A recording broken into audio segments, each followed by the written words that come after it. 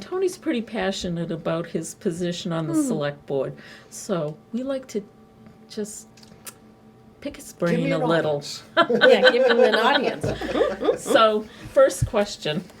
You have issues with the town leadership, you've said in the past, not just to us in general. So could you elaborate? Yeah. First, I want to say that our town leadership have all stepped up to try to make our community a better place, and I respect that, deeply respect that they make that effort. A lot of people can't, and a lot of people aren't interested, so they're on our team. Having said that, and I'll also add that what some of the comments I will follow up with is that I don't think we really understand how bias works in our everyday lives. I am biased. We are all biased. We develop a perspective in the world. We'll look for things to confirm that worldview, and we'll cling to that ferociously. And we have a very poor understanding of that. And I say that because I think our leaders do that. They take a position and become rigid around that and can't see, can't hear, can't tolerate opposing views. And I think that has created a too hostile government body right now. There's too much disrespect, too much antagonism going on between different committees, different parties, and between me and my select board members and our town administrator. And I think it's just important that the old verbiage that we need to treat our opponents as honorable opponents. You have to treat them with respect and care, and say thank you for offering a different view. This is mine. That's how we deal with a disagreement. That's how we get along. Yeah, right. That's how we get along. Which is, and I love you two, because Kathy came to the select board member and said, Tony, you're holding us back, you gotta resign. And I said, that's okay. Anybody else who feels that way, come forward. Yeah. Sometimes you're an obstructionist. I think you know where I was coming from. And, Yeah.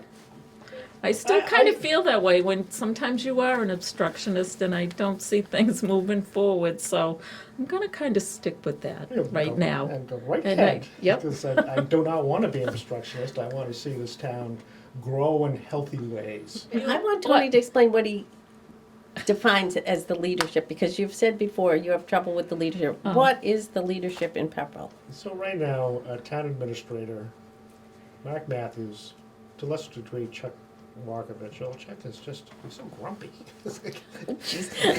and he's being grumpy. Do you want that edited out? It's just, I just want to say it how it is. Yeah, okay. And he has whatever reasons he has. They're good reasons, and he doesn't. I don't think he understands me very well. But he is. Oh, I can understand that. But he's disrespectful, as is Mark and not so much Andrew, but Mark and Chuck are disrespectful towards me in select board meetings, and I get that. I feel that in select board meetings. A lot of my constituents say, Tony, they treat you so bad. I know, but I'm the minority voice. They're fighting me.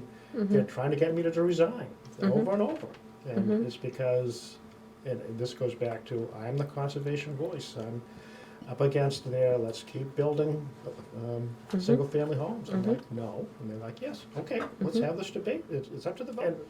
And the challenges for local government have, used to be, whose cows are out, and we've got to do something about that.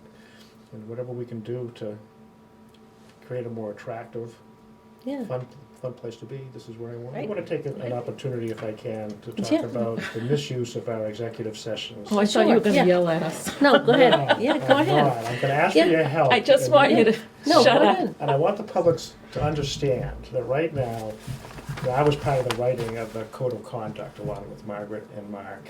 And I think it was misnamed. We started off in the wrong foot. It should have been a conflict resolution document, not a code of conduct. That's kind of, Old Testament type of, when you're naughty, we're going to spank you. Instead of, if there's a problem, we're going to help you resolve whatever that is. But the executive session, I've been in 3 different executive sessions, called in first by Andrew McLean and then Mark Matthews. And they're using it as a way, in my opinion, they're using it to slander my name in order to try to pressure me to resign. And they're simple. And Andrew has coined the phrase of false narratives. And they're creating these false narratives in these meetings in which Andrew complained, and I'm just going to give an example of that. By delivering a letter intended for the planning board, I delivered it to Bryn, the clerk at the next counter over, and Bryn offered to deliver this because nobody was at the counter on the planning board. He complained that violated the code of conduct because everything that gets passed to anybody in town hall has to pass him first.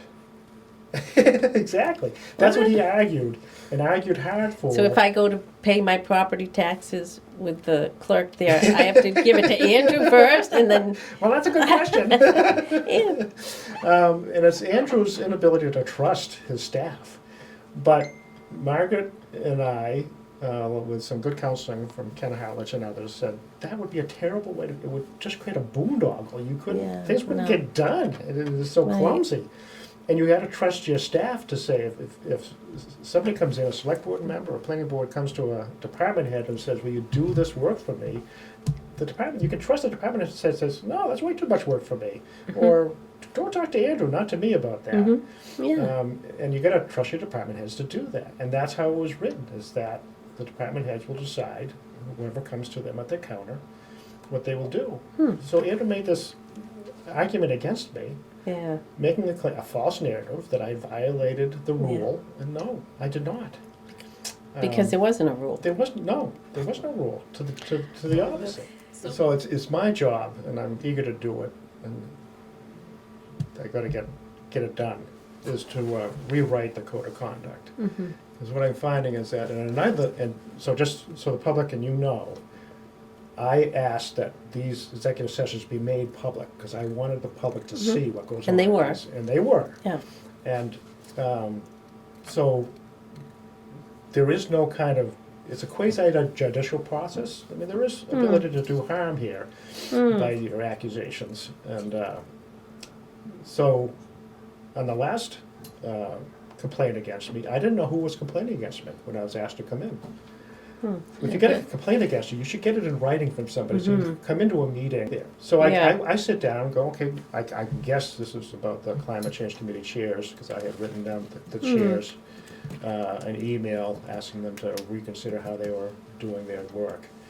And Mark said, I filed a complaint. Oh, you filed a complaint about 2 chairs? Can you do that? Well, I suppose you can. It's kind of weird. Why didn't the chairs file a complaint? And he made the case that I had broken a law, that this at MGL something, that if a select board uses his position to intimidate another party member, that's a misuse of your power. And I made the case that I didn't say that you shall or you should. I said, please consider. And I was very respectful. I was very straightforward with my criticism. And I said to Mark, have you run this by the town attorney? If you're accusing me of a crime, that's pretty serious. Have you consulted a lawyer on this accusation? No. Shouldn't you? And so they wrote a sanction letter saying that in their opinion, I've broken a law. Well, that's slander. Yeah, and where's the law? It's unclear what the law is. Well, I can go through a couple of executive sessions. I did have a lawyer. There's a guy in Lunenburg. But then, when they made their case against me, I asked, well, do I have the floor? Can I speak on my own behalf? Yes, you can, was Mark's reply. So I started to reply, and Chuck interrupted me. I said, Mark, do I have the floor or do I not have the floor? I have the floor. I started again. Mark interrupted me. I said, okay, I'm done. Apparently I don't have the opportunity to speak on my own behalf in this executive session. That's, freedom of speech. The right to defend yourself. Right. These are all, so they're using executive session, they're politicizing executive sessions. It's not a way to solve things, it's a way to attack. It is. So why didn't they go with the conflict resolution type setup? Wouldn't that be more productive, And I'm hoping more helpful? I'm hoping to rewrite it and reframe it that way. And I want rules around an accused party has to have the accusation in writing and who's making the accusation. Then how would that conflict resolution be replaced in the bylaws or wherever it Right, sits? Where does it town sit? meeting. It goes to town meeting, and it gets approved or not approved. By the So, voters? Yeah. Is it Our in the relationship chat? is a great example of how to, Yeah. people who disagree can sit down Yeah, I and. know. And laugh and say, Yeah. it's your Yeah. party. No, I'm not. Just Yeah, I remember, like talking to there you, was a Tony. time when- Okay, we're Okay, wrap it done. up. Yeah, we're All done. right. She's doing exercises over All there. All right, we're wrapping up. We've talked a lot. Thank you. Thank you, Tony. Tony. Tony. Tony, He's welcome selectman. anytime. We enjoy talking with him. Yeah, Someday we're And gonna have a thanks, weekly Jess. program. yeah. Call I in think an hour.